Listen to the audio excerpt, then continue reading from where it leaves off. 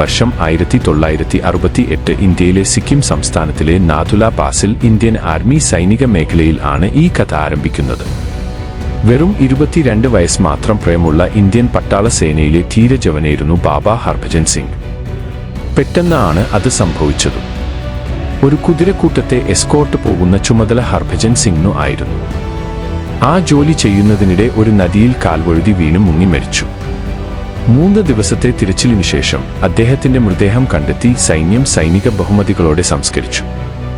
അദ്ദേഹത്തിന്റെ മരണത്തിന് ശേഷം സഹസൈനികരുടെ സ്വപ്നങ്ങളിൽ ഹർഭജൻ സിംഗ് പ്രത്യക്ഷപ്പെടാൻ തുടങ്ങി. സത്യം പറഞ്ഞാൽ സഹസൈനികരുടെ ഉറക്കം തന്നെ പോയി എന്ന് പറയാം. അദ്ദേഹം സ്വപ്നത്തിൽ വന്ന് പറയുന്നത് മൃതദേഹം ഉള്ളയിടത്ത് നിങ്ങൾ ഒരു സ്മാരകം നിർമ്മിക്കാൻ മറ്റ് സഹസൈനികരോട് ആവശ്യപ്പെടുകയായിരുന്നു.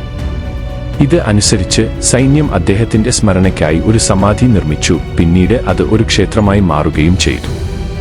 അദ്ദേഹത്തിന്റെ ആത്മാവ് ഇപ്പോഴും അതിർത്തിയിൽ കാവൽ നിൽക്കുന്നു എന്ന വിശ്വാസം സൈന്യത്തിനിടയിൽ വ്യാപകമാണ്. സൈനികർ പറയുന്നത് പ്രകാരം ഹർഭജൻ സിംഗ് മുന്നറിയിപ്പുകൾ നൽകുകയും കാവൽ ചുമതലകൾ നിർവഹിക്കുകയും ചെയ്യുന്നു. അദ്ദേഹത്തിന്റെ കിടക്കയും പോളിഷ് ചെയ്ത ചെരുപ്പുകളും ഉണങ്ങിയ യൂണിഫോം ദിവസവും സംരക്ഷിച്ചു വരുന്നു. പലപ്പോഴും രാവിലെ കിടക്ക ചുരുണ്ട നിലയിലും ചെരുപ്പുകൾ മണ്ണ് മൂടിയ നിലയിലും കാണപ്പെട്ടിട്ടുള്ളതായും പറയപ്പെടുന്നു.